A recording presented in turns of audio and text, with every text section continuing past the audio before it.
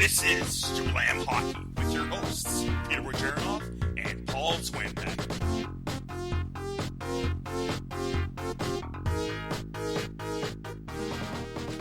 Welcome to Slam Hockey. I'm your host, Peter Wojcicki.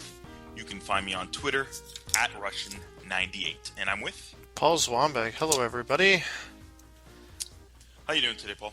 Yeah, I'm not too bad. Just finished playing a hockey game. We tied, so we're now 0 wins, 14 losses, and 3 ties. Yep, 0 wins. Yeah, thanks. We're not very good. What was the final score? 3-3 tie. They scored with 2.5 minutes left in the game to tie it up. And what is it? Is it 12 minutes per period? Is that how you guys play? 10-minute periods. 10 minutes, yeah. I know most of these leagues are 10 or 12 or whatever. Yeah. Cool. Congratulations. How many more games do you still have left in the season? One more game and then playoffs start. And we are the last place team, but we still get a chance to make the playoffs. So. Oh. Good luck. And then we play best 2 out of 3, I think. So I think we play I think the bottom 4 teams play to try and get into the top 5. I don't know. I don't know how it works. First time being in this league, so. Cool. Yeah. Next game again, Tuesday, I guess. Yep. Cool. All right, well, I'm excited about the Australian Open. Paul knows I love tennis. It's my favorite Grand Slam, favorite event. I go to Rogers Cup every year, obviously in Toronto, but my favorite Grand Slam, obviously, is the Australian Open. I love the crowd. The crowd is outstanding, and I like the hard court. And Djokovic, my favorite player, of course, my background is Serbian. I've loved Djokovic since day one. I've seen him before. Before him, I liked, obviously, Nadal and Sampras back in the day and stuff like that. Love Djokovic, and I love our Canadian Milos Raonic. I love this kid. He reminds me of, like, Charlie Brown or something. He's just such a nice guy, nice kid. And he's playing tonight, 3:30. I'm going to be cheering for him, staying up all night. So good luck and go Raonic as well. Yeah, and don't spoil it, because I'm going to watch it tomorrow when I wake up. I'm going to PVR it and watch it. So he was outstanding last game, though. Wow, he was really good against Wawrinka. It was a really good match. Yeah, until the 3rd and 4th set. And it's going to happen. Wawrinka's a great player. So it's going to happen. It was a great match, but Raonic pulled it out. That's the main thing. And I think it was probably one of his, if not his best match of his career so far. Yeah, and when a guy like Wawrinka can't return your serve, you got a good serve. It's incredible. Booming of a serve. And his net game has really improved. He was really good in that game, and the last few months. So that's good. That's coming around. Yeah. So, all right. Well, let's get into hockey now. Again, we are on YouTube now. We have a lot of old episodes, and we're slowly putting them on YouTube. You can check out our first episode and now our second episode. I put it up today. Obviously, it's just the audio of our first 2 episodes from when we started back in October, November. So check those out. And again, it's Jablam Hockey as well. Email us anything if you have any questions. Maybe if you want to be a guest on the show or anything, jablamhockey@gmail. You can email us there. And of course, we're still on iTunes, on Podomatic, Stitcher, Blueberry. Check us out. And again, if you want, subscribe, rate, and review us. Yeah, we've gotten a couple more ratings from a bunch of people, and it has put us way up on the list, so we're getting noticed a whole lot more. So that just makes us want to try even harder to make this thing awesome. So keep reviewing and let us know what we're doing and doing good, and what you don't like, and what you'd like to see us do. And it's fun. I enjoy it. All right, let's get into the news now. Boom! Alexander Sasha Barkov, 6 years, $35.4 million. The extension, huge. Of course, it's roughly 5.9 average. Huge. No, it's a great deal for the team. Great deal. You think Barkov, I don't know. I think he's being helped a lot with Yager. He's a great player. You think he's, $6 million worthy? Yeah, because you're paying him for 3 years from now. You don't want this kid walking. You don't want to lose him. So they're going to pay him that much for the next couple of years, and he's going to be a bargain in 3 years. and we're going Yeah. to be like, he's more than a 6 million player. Next year, maybe not a 6 million, but 3 years from now, he's going to be a 7.5 guy. So If the cap keeps on going up, like steadily every year, 2-3 million for the next few years, it will be a great deal then for sure. yeah, If you yeah, look at it that way, he tweeted at Kevin Spacey, "Thanks for the good luck. I'm in for 6 more years." And the presser was today. He mentioned he even invited Komarov. I know he's playing against the Leafs. They were tonight, and they were in town, obviously. But I guess they must be good friends because he invited him. maybe they went out for dinner, And lunch tomorrow, maybe. that's why Komarov wasn't very good in the game tonight. Oh, that was it. Yeah, too So much. yeah, he's playing well. 12 goals, 18 assists so far, 38 games. Again, him playing with Yager really well. He's having a good, solid season. It looks like he's gonna keep on improving. So he's really good. Yeah, yeah. All right. Next, did you hear about this, Paul? About the Klingberger? You said something about it. I never looked it up because I want you to explain this to me. What is a Klingberger? So the amazing, outstanding season that John Klingberg is having for Dallas, they've decided to give him his own burger. In February, fans can go when they go to any of the Dallas Stars home games. They'll be able to purchase a 1/3 pound burger in his honor. Nice. So That's good almost for worth him. that's almost worth the trip to Dallas. Yeah, so pretty cool. Getting your own burger named after you. That's always a good compliment, and obviously he must be doing something right. Yeah, there's no Ben Burger.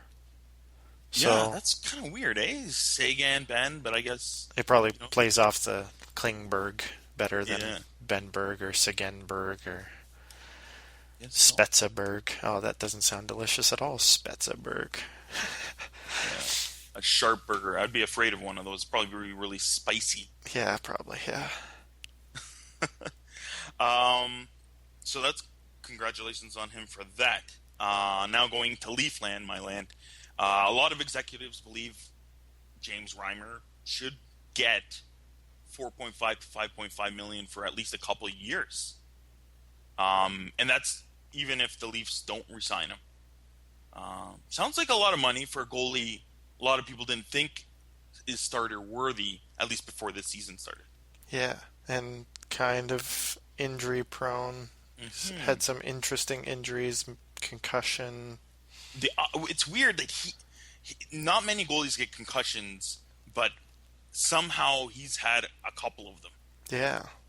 So I don't know. I think you know what? I'm a huge Reimer fan because I like how he is in the media and he works his butt off. I still don't know if he's a contender starting goalie on that team. But for the Leafs in transition to be a good team in a couple years down the road, I don't mind it. I think he deserves it. If they're going to pay anyone some big bucks this offseason, off at least the current roster, he's the one that is deserving. Yeah, I still think it's quite a bit of money, but Yeah. maybe if it's a 1 year and make him work for another contract, I don't think they should sign him long term. That's for sure.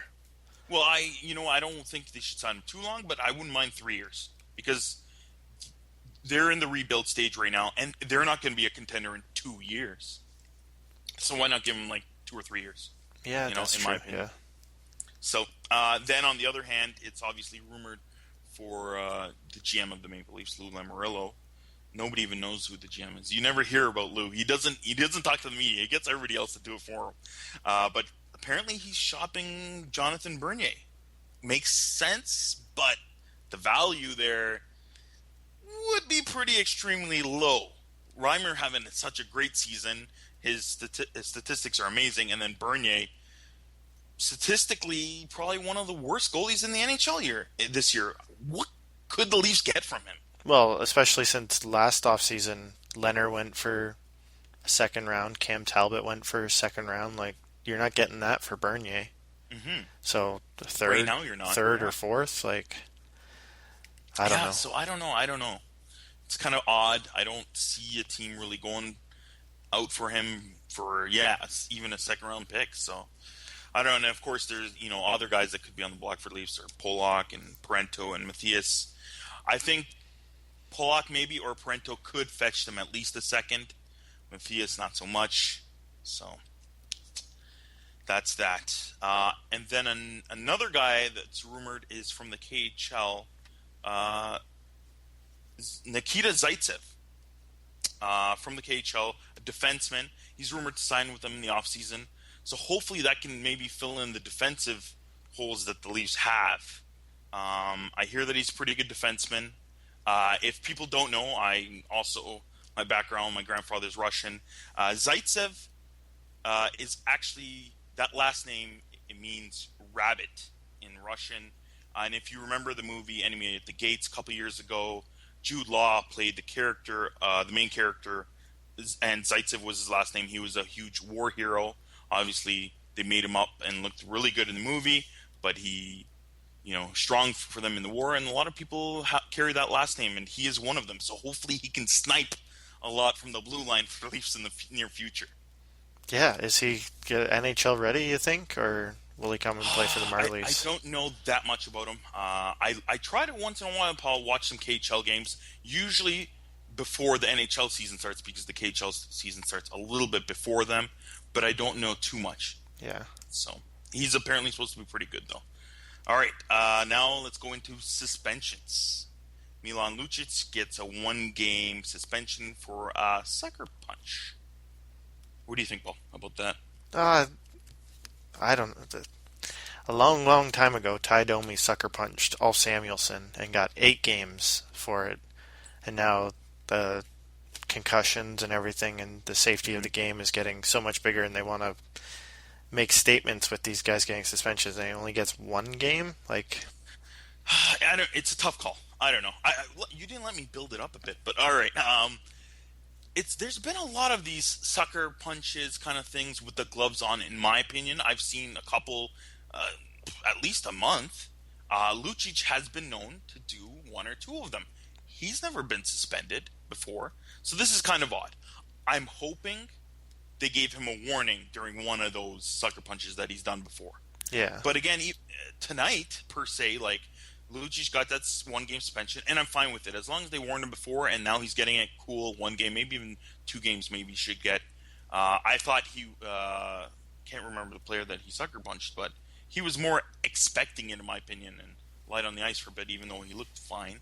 But in the game tonight, it was the Ducks versus the Bruins, and Chris Stewart just pulls Torrey Krug out. Torrey Krug, he's probably one of the thinnest, shortest guys in defense in the league, and especially for a defenseman, right? And he, tosses him around like a rag doll, like he's Zdeno Chara to any other player in the NHL, and he wails on him at least 5-6 times, and Krug can't do anything. So what's the difference here, really, per se? Krug didn't expect it. Obviously, Stewart pulled him and then threw his gloves off and started fighting, and then Krug, I don't even recall if he had his gloves off or on, but he wasn't ready for it. And of course, because it was technically in fighting mode, Stewart won't get anything other than the simultaneous majors that they're both getting. Yeah. So I don't know. It just seems odd to me. Then they should crack down on these as well, in my opinion, if they're going to do that on those kind of sucker punches like Lucic made. Yeah, I would agree with that. So, it is what it is, and hopefully he learns from. But that's part of his game. So, what do you think about the huge now? Horkoff gets a 20-game suspension for PEDs. For using enhancing drugs, right? Yeah. So basically, under the collective terms of the collective bargaining agreement between the players and everything, it's mandatory for him to go into the program as well for possible treatment. Horkoff came out and said, while recovering from an injury this past fall, he tried a treatment that he believed would speed up the process. But of course, he didn't get it checked, and he didn't go, through doctors or anything before taking this actual substance. So it's totally his fault then. He has to be doing this. No matter what you're putting into a body, if you're a professional athlete, you have to do it now. Yeah, yeah. I think it's a good 20 game.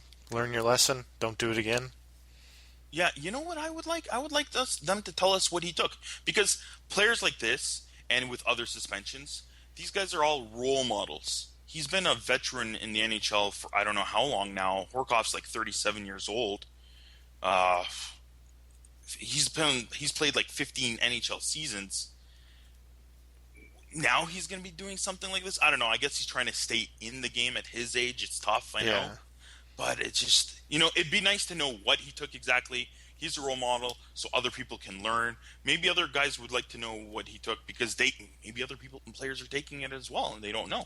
I'm sure they send out a release of some sort to teams to say like this is what came across, and it just doesn't come out to the public because do they really want to send to the public what this guy's taking? Because I'd rather that be his punishment than actual suspended games, in my opinion. Have the knowledge of people who watch the game know what he was taking, and then he's more frowned upon and goes, oh, I can't believe he was taking that. That's more of a stronger punishment, I believe, is his outlook of what people think of him than actually getting 20 games. I think I would like that more, in my opinion, as a fan and as a person who cares about the sport. yeah, but then you could look at the other way that you're teaching your fans to use performance-enhancing drugs because if Sean Horkoff is taking this, then a fan is going to think, oh, I could take that to get over my injury, and it doesn't work the same. These guys are I guess human they got pretty top-notch bodies. Like, it's not like a normal me going out and playing hockey, getting hurt, and taking a enhancement drug to get better. Like, it's not the same at all. It's out there in a lot of even personal gyms, people taking some kind of enhancement or a steroid. Yeah. So that's why I don't think they're going to make it public, so people don't know what's out there that they could take to help, right? Like, good call, Paul. Yeah. All right. What we were talking about last week, actually, first, injuries. Rick Nash got an injury. He'll be out at least for about a week with a bone bruise. So that's a bit of a big injury for the Rangers. But big news for the Canucks is Brandon Sutter is back. He missed 33 games with a sports hernia. Crazy. Yeah, he's back. What kind of impact do you think he's going to make now for the Canucks, Paul? Well, with Henrik Sedin being out, he's going to be their top center, I believe. Him and Bo Horvat at 1-2 as the pivots. So I think Daniel Sedin was playing with Sutter on tonight, on Tuesday night. So I think they actually connected for a goal. I think nice. Sutter scored the goal. You've seen his play a lot, obviously. Do you think he's, I don't know, what, top line or at least a second line potential or even better?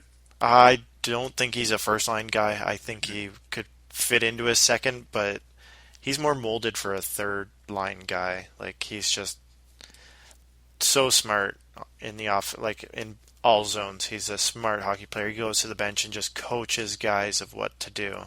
So I think he should fit into a third line role once Henrik gets healthy and makes like a Henrik Sedin, Bo Horvat, Brandon Sutter 1-2-3 punch. That would be pretty good, I think. So I think he can fill in for a first line role for a couple weeks, but not too long. Yeah, not full time. No.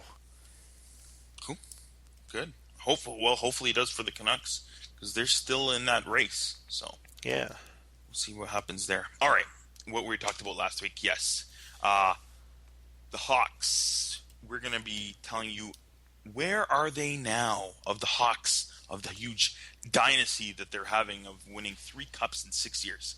Today, a huge thing that happened was they re-signed and locked up their amazing GM, Stan Bowman, for 3 more years. He deserves it with what he's been doing with this team. Oh, yeah, definitely. So many challenges with winning the cup and trying to keep the core together and then finding the right pieces to fit with them, and he's done it. Yeah, and like you said that we're doing this "Where Are They Now" segment last Yeah. episode, and then we started researching all the names, and it was just like, holy smokes, they have just lost talent after talent after talent, and Yep. it's not slowing them down. That's for sure. Yeah, he's done a great job um, filling in all the holes Yeah. that his team has needed. So good for him, and congratulations, Bowman, on getting that extension. So where are they now? Of course, the man he replaced, Dale Talon, who was the GM, he rebuilt this team from scratch. In Chicago, barely, it was like nobody was going to the games. A lot of people hated the previous owners, the Wirtz family, because they were putting a lot of games on pay-per-view in the Eric Daze area. So it was tough, and I feel bad for those Hawks fans because they couldn't watch a lot of their games. That sucked. But Dale Talon rebuilt the team, and everybody started to watch. He's been in the organization since '98 and became GM in 2005, and of course stepping down in 2009 after the whole incident of not submitting qualifying offers to guys like Boland and Verstegen. Instead of them getting like $1 million, he had to overpay them and give them at least $3 million for a year or so. So, but he was huge. He was huge for them, Paul. Well, and you got to give him credit, and then look what he's doing with Florida Panthers now. Like, he can build a team from the bottom up. Like, exactly, he's really good at rebuilding. As good, Florida now. Yeah, as good as Stan Bowman has kept the team fresh and filled the holes that they've needed to fill. They've got their core that they've built around. A lot of that has to go to Dale Talon. He's built a great team. They made him step down to assistant GM during that season, and he got signed as GM during their Cup run to go to Florida. And I'm glad that they made sure that he got his own ring and his name on the Cup. Yeah, definitely. In 2010, so good for him, and he's doing well in Florida. Yeah. And that happened, and that all those incidents happened after he made such good signings of Hossa to that long-term contract, and even adding a guy like John Madden in the offseason, and they were huge for that playoff. And Hossa is still a huge impact for this team. Oh yeah.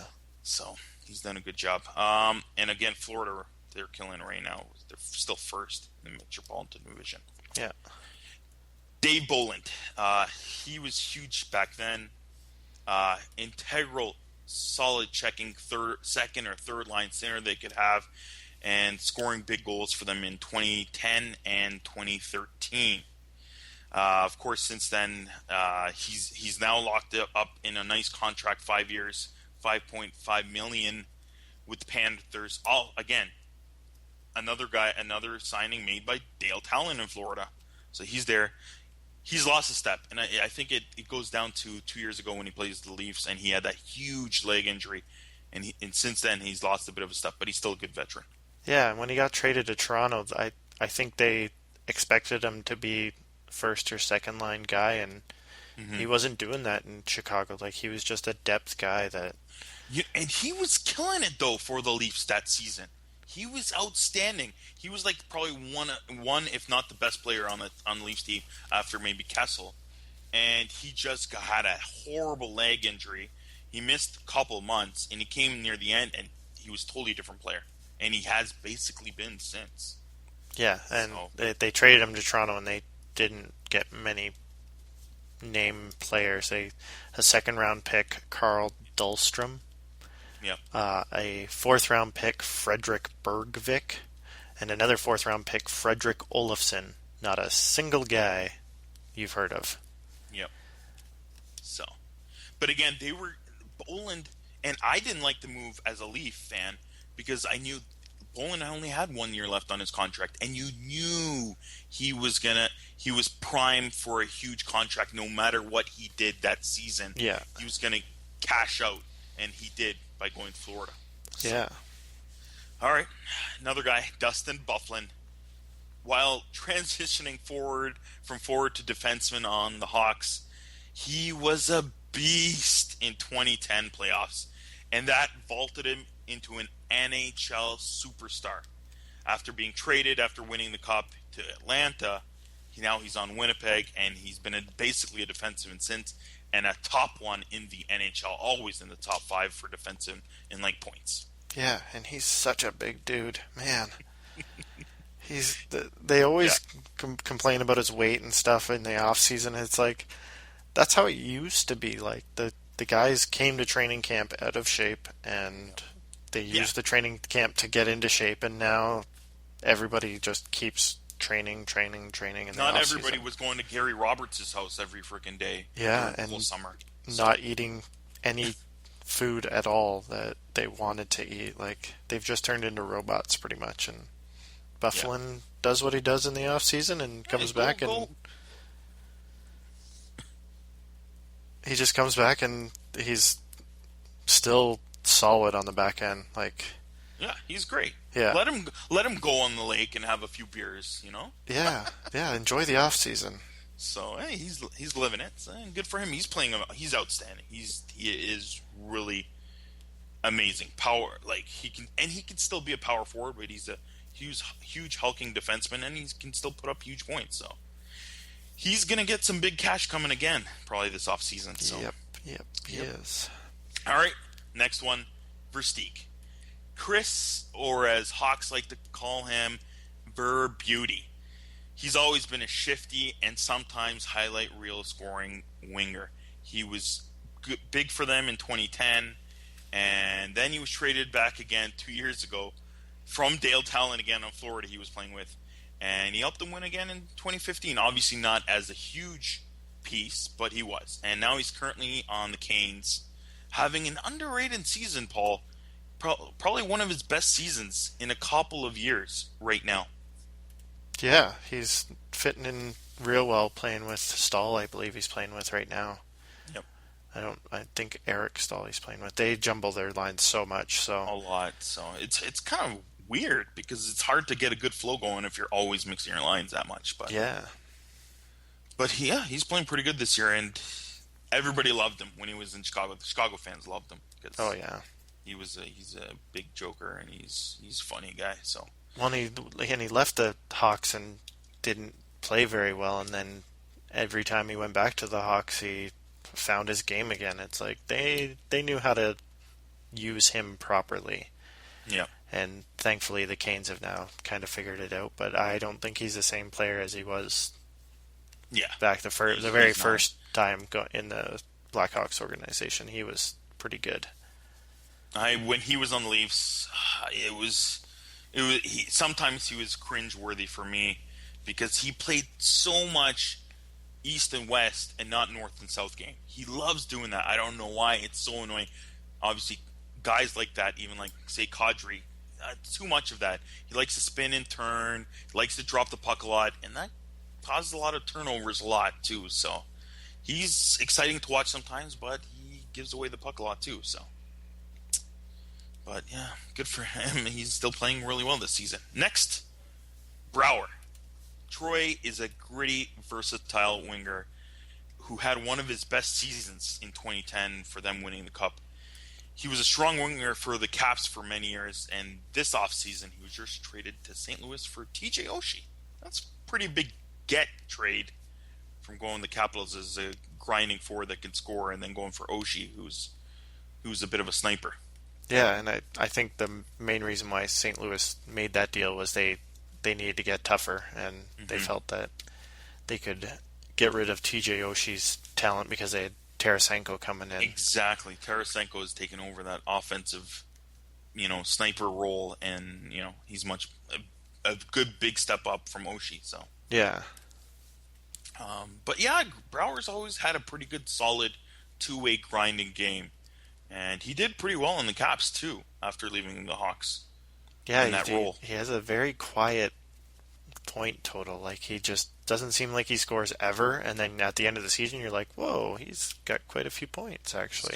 He's got almost 20 goals again. What's going on here? Yeah, he's definitely that net front presence that gets in the goalie's way and just stands in front of the net and cleans up the garbage. It's... All right. Next, Brent Sopel. Solid defender for them in 2010, and he just retired last year after playing 4 years in the KHL. I miss that big long slick hair he always had skating up the ice. Did you just call him a hunk? You called him a hunk? I Oh did. I boy, messed up man on my crush. words. Man crush for Brent Sopel. Oh boy. No. But I love the long slick hair though. When guys like to have that in the NHL, I'm not a huge fan of the whole Yager, you know, mullet that he's got. That's a bit dirty to me. But when guys have cool slick hair, because as a fan, I was growing up watching Leafs, and Bearson had that cool slick hair, and it kind of reminded me of that. And it's pretty cool to see on the ice. But yeah, he had a pretty good career, and he really helped them in 2010. And that's what he did. It's pretty interesting. Some guys doing the whole KHL for a couple of years. Yeah, I think they just love the game of hockey, and they can't find an NHL contract, so why not go over to Europe? But the KHL, it's interesting. Some guys really love playing it. Some guys come back, like Ryan Whitney, did not enjoy KHL at all. Did you read that piece he made? I read a bit of it. I didn't read the full thing, but yes, people go out there. I was going to mention it too. The Ryan Whitney piece. He wrote it himself. It's hilarious. It is good. It's gritty, and you see the true heart comes out of players because guys get too comfortable being in such a prestige league like the NHL. And then when you go to a league like the KHL, and again, it's a totally different place, totally different language. They expect you to learn Russian. They're not going to, help you out or any way. And that's the way it is. But it's pretty his story is pretty cool and amazing for Sopel though. 4 years in the KHL. Yeah. All right. Thomas Kopecky. After a few years with the Wings, he joined the Hawks, and again in 2010 helped them win the Cup. He signed as well by Dale Talon, played 4 years in Florida, but now he's playing in the Czech League. He's still playing. Wow, that's impressive. He reminds me a bit of Frolik, a little bit, because both are, Czech, Republic type players, guys that can go up and down in the lineup, can still play, a bit of like Detroit Red Wing type hockey, a bit of a two-way that can kind of still score and can fit in different places in the lineup. Yeah, that speedy, agile, versatile guy that can just, he's a utility guy. He can just play anywhere pretty much. You put him in the lineup and he fits somehow. It's, good. Yeah. So he's still out there. He's playing in the Czech League. Andrew Ladd. Whew. Andrew won a cup with the Hurricanes in 2006, and then after he joined the Hawks right after and helped them win in 2010. He was then traded to the Thrashers just like Dustin and became an instant top-line player and now is the captain for the Jets. Yeah, and about to get a payday, just like Byfuglien. Yeah, he just kind of came out of nowhere. Like when he was on the Hawks, I remember, and even on the Hurricanes, he seemed more of that, again, Sutter type player, a guy who's going to be always a third-line guy and can score. Good defensive line guy. But playing with the Hawks and even the Canes, he's become a great leader as well. And he's doing it for the Jets. He stepped up into that first-line role, and he's doing really well. Yeah, and I think this shows a lot of what the Blackhawks are as an organization. A lot of these guys are just depth guys that they fill in and they go elsewhere, and they're actually pretty good talent. And Blackhawks just use them the way, to make them a better player. They use them the proper way, and once they get big, the Blackhawks are like, we can't afford you. We'll find somebody else to do that job. Yeah. And that's why we're seeing Ladd, Byfuglien. This list we're making is just, it's crazy how many guys have left, and you're just really, how much talent did they move on? It's unbelievable. It's pretty crazy. The list goes on. Brian Campbell again, a top offensive defenseman.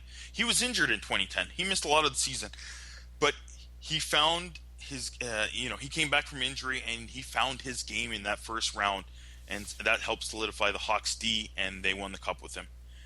The next year, again after the next season, he was also again traded to Florida. Dale Talon picked up another Hawk, Yeah.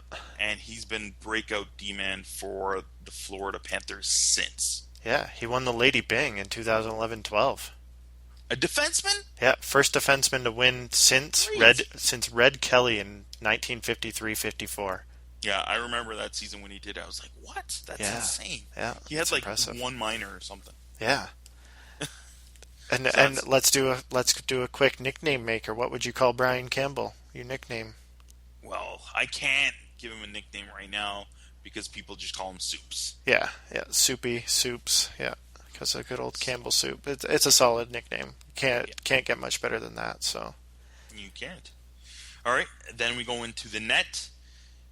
That season, Cristobal Huet was supposed to be their main guy in 2010, and Antti Niemi came out of nowhere and took his job. Basically, Hewitt wasn't playing well at all, and he just took the job from him. And he played really well, and was great in the net for them for the cup, and they won it. That offseason, again, another guy they couldn't keep, signed with San Jose, and he's been a solid starter since. 5 years in San Jose, and now he's with Dallas, and they're doing well.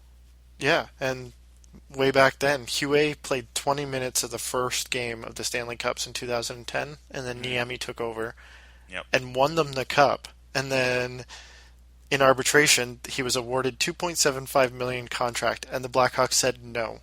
Like that's Yep. how that's how hard they were at the cap that they couldn't give the goalie that just won them a Stanley Cup 2.75 million. Like it's unheard of. That's crazy. And they were also lucky that they were able to let go of the contract of Cristobal by Yeah, letting him go to Europe. they loaned him out to the Swiss National League. Yeah, and So, that same offseason, they ended up signing Marty Turco from Dallas for 1.3. So about half as much of money. They signed out yep. old Marty Turco instead of this young Antti Niemi. And then this weird kid came out of nowhere named Corey Crawford Yeah, and just took the job from everyone. so crazy. And then even everybody was saying that Scott Darling was going to take over Corey Crawford, like, and do the exact same thing. Like it's unreal where they find these guys. It's crazy. Yep. We've got a lot more guys on the list, and you know what, Paul? I'm going to have to leave that for next episode. Next episode, we'll do a few more names on this list, and we will be giving you the Hawks All-Star Dynasty team in the next episode. Now we got to move on. We're going to team ISO in this episode, the Edmonton Oilers. Paul, you know what? I had the Oilers, just outside of the playoffs looking in. They drafted McDavid. All the hype was behind them in the offseason. And I was like, this team, you know what? I don't think they're going to make the playoffs this year, but they're going to be just on the cusp. What did you expect out of the Oilers this I year, Paul? definitely didn't think they'd be in the basement. That's for sure. I thought they would be fighting a lot more for a wild card spot than they are. And I think they've just been injury riddled, and it hasn't helped because their back end is not as good as what a normal NHL team should be. Like their back end is very, very weak. Yeah. And the injuries they've lost a lot of talent to injury this year. Exactly. It's been a tough, struggling year. Yakupov, I like Yakupov. I think he's great. He was fitting so well with McDavid. They were gelling together, and they both got injured within like the same week. They added Sekera, and I knew when they added him, it's hard to get some of these bigger names to Edmonton to come play, and they outbid everybody else for him, but they're still missing at least another big one or two defenders. So, but you know what? I really like Oscar Klefbom. I think he's he's got a good breakout. He's got good smooth skating skills. But again, he's been injured as well. Yeah. So Hopefully Darnell Nurse comes and just keeps growing and growing as a player because he could be a stud defenseman. Yeah, you know what? I've been a little bit surprised. I think he's played pretty good for a rookie defenseman and getting a lot of minutes this season. He's averaging about almost like 20 minutes a game. So Yeah, and doesn't look out of place. Yeah, Like yeah. he's going into the corners and fighting battles with guys. Like Hmm. he doesn't. He looks lanky out on the ice, but he doesn't play lanky. That's for sure. Yeah, and of course he's going to fill in within the next, you know, 1 2 years, his body a little bit. But you know what? You know what? I never hear people talk about Hall, Taylor Hall. How come nobody ever talks about him? I He's I I have no idea. Like he's an he's unbelievable talent. he's always top 10. Yeah, You know what? He's like, I think he's in the top 5 right now in points. He's excellent. I know everybody wants to see Connor McDavid now too, and I'm blaming myself as well. I'm one of those people. I was watching almost every Oilers game. Then McDavid got injured. I was like, I'm not gonna watch him as much. But people should still be tuning into the Oilers to see the talent that is Taylor Hall. yeah, he's unbelievable. And playing with a semi-rookie Leon Draisaitl, like he's only got a half season of NHL under his belt, and has Yeah, made Leon Draisaitl a great player. Like, yeah. Draisaitl has had some good stretches this year. yeah, So it'll be interesting now that McDavid's coming back after the All Star break. He's skating. I think he's down in Bakersfield with the Condors right now. yeah, I think he's just practicing. He's not playing games with them. Oh, okay. I Yeah, didn't know yeah, that I wasn't playing, but he participated in the skills competition that they had, a team skills competition. So, yeah. People are making jokes too online, calling them what Bakersfield Connor McDavid's oh jeez, or Condor McDavid. So yeah, fun stuff. But yeah, they still have a pretty good team. Nuge is still pretty good. Eberle's all right. You know what? But what do you got there for prospects? Most of their team is already on their roster. All these strong prospects that are going to be leading the team within the next few years and even further. They're all up there. But what else is out there for them, for the Oilers to look forward to? Griffin Reinhart, he got called up the last game before the All Star break that they played. I Mm-hmm. think it was Sunday they played, and yeah, he's going to be a great talent. He's definitely got the name Reinhardt. There's Yeah. a whole bunch of other ones out there, his brothers. So he's going to be a great talent. Eero Pakarainen, a right winger, he's going to be decent, not great. Like he's going to be a depth guy, that's for sure. Anton Slepyshev, a left winger, he's going to be pretty good. And your buddy Jujar Kaire. All right. Jujihara Kahira. I Oh call him that way. jeez. I like him. I think he's one of those guys that the Oilers need. Is great. He has some solid grit, and he can still put in a few goals. So I think he'll be good for the future. He'll be in a good top 9 role. And yeah, you mentioned Slepyshev. He was really good coming out of preseason and training camp. He looked solid, and he just, season started and he just kind of disappeared and faded. But he's still young, and he should be big for them too in the future. Yeah, and whoever they draft this coming year is going to be. You know what? You know who they're going to draft, right, Paul? No.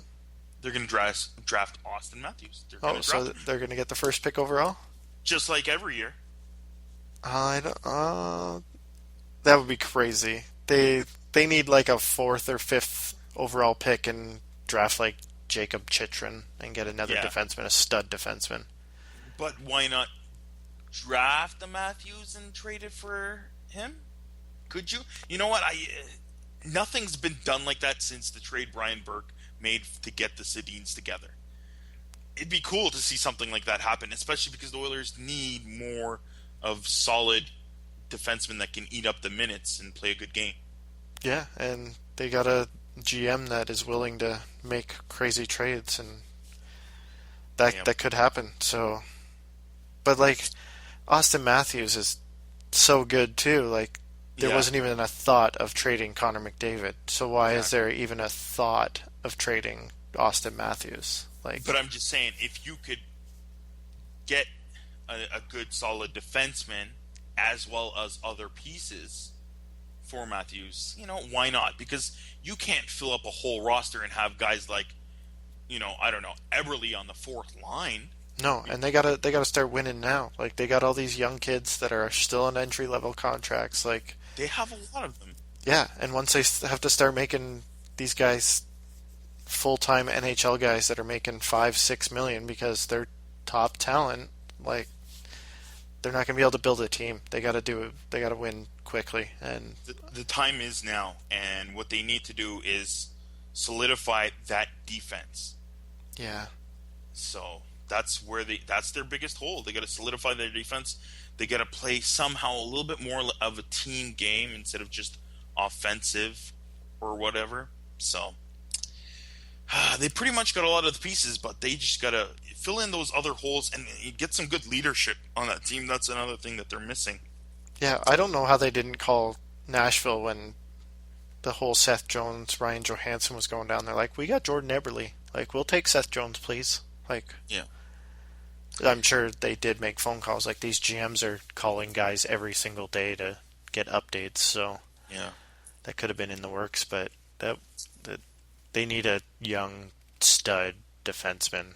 That even an older, they just need a stud defenseman. Like, They do. yeah. All right, well, moving on. Paul, what's your prospect of the week? Prospect of the week this week is Giorgio Estefan from the Lethbridge Hurricanes of the WHL. Cool. He's a sixth-round pick from the Buffalo Sabres this past 2015 draft. He was born in Edmonton, so he's a Canadian-bred boy. 3 games last week, 3 goals, 5 assists, 8 points, and +8.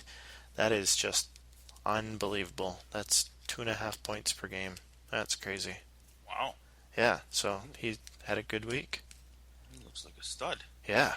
Pretty good. All right, well, that's it for this episode. Again, listen to our next episode. We're going to finish up with all these guys that have been a part of this whole Hawks dynasty. We're going to finish up with the whole Where Are They Now segment. Paul, you've got, what, an all-star fantasy team you're going to be mentioning? Yeah, it's All-Star Weekend. Fantasy's going to be off for 4 days, so why would I tell you to pick up or drop guys? So I'm going to come up with a fantasy team, the most owned guys on the top Yahoo teams. Perfect. That's cool to hear. Yeah, so if you have any of these guys that I'm going to come up with, you probably are doing well in your league. So, or you want to go out and get them and try and steal them from guys. But yeah, Make some trades. yeah, I'm going to work on that next couple of days. So Yeah. And then we're going to set up the All-Star game. So check that next episode. We'll see you then. bye.